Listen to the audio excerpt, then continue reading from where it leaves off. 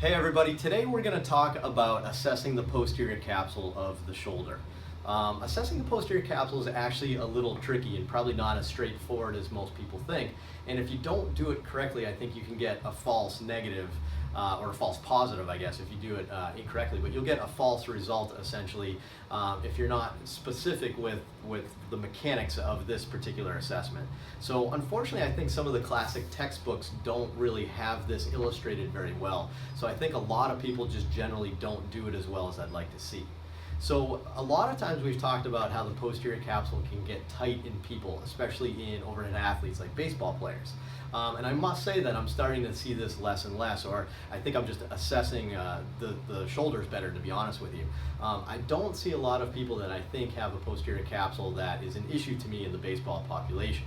I'm not surprised that the posterior capsule can get a little thicker just from the deceleration and the traction forces, but I'm not sure that's the real mechanism behind GERD and loss of internal rotation of the shoulder. I think that's much more bony retroversion and soft tissue, but I've talked about that a ton on my website, so you probably know that by now. But what I wanted to talk about is how to assess the posterior capsule and why sometimes you can kind of feel like the end feels a little bit too stiff and a little bit hypomobile when that may actually not be accurate. So first, anatomically, when we talk about the posterior capsule is actually very thin. I don't want to say tissue paper, but it's really close to being as thin as tissue paper. So we've actually dissected this quite well in cadavers in the lab and shown how easy it is to, for example, like shine a light through the posterior capsule. It's so thin of tissue. So for that structure to get really super hard and have like a really bony end feel seems really unrealistic to me. It's just the tissue is just not that, it's not that type of tissue. So I think the first mistake that people tend to make when they're assessing the posterior capsule is really the angle of their mobilization, or the angle of their assessment. So most people, if you think about it, and this is what the classic textbook kind of shows, is doing a posterior translation from A to P, right? From anterior to posterior. So let's say this is the scapula, and then this is the glenohumeral joint, right? So you have your humerus and the scapula. If I'm doing a standard kind of assessment going posteriorly, that makes sense, right? A nice AP translation from the front to the back to assess their posterior capsule. Unfortunately though, this isn't what the scapula looks like because of the thorax when you're sitting down. It's called the scapular plane, which I'm sure we're all familiar with. So it's actually more probably in this position, if you think about the way the scapular and the whole position of the glenoid itself is.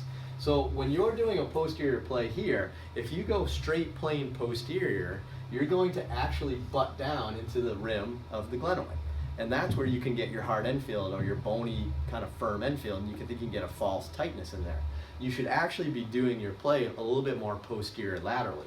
So it comes in this direction because we want to do an AP to the joint, not an AP to gravity just because he's laying on the table. If that makes sense. Okay, so I think this is the mistake we run into. It's not a straight AP just in relationship to the ground. It's not perpendicular to the ground. It should be more parallel with the joint, if that makes sense.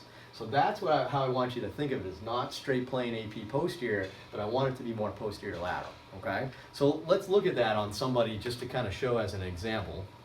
So if I was going to assess this shoulder here, you can see again, if I'm going to do a straight plane posterior that goes straight down, and I get right on his glenoid, nice and relaxed, and I go down, you can see that that's kind of a firm end feel.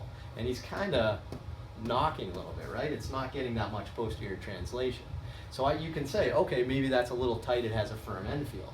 But if I come up a little bit more to be more parallel now to the plane of the joint, like we talked about, and I go posterior lateral, like towards my thigh, you can see, nice and relaxed, good, that he gets a lot more translation.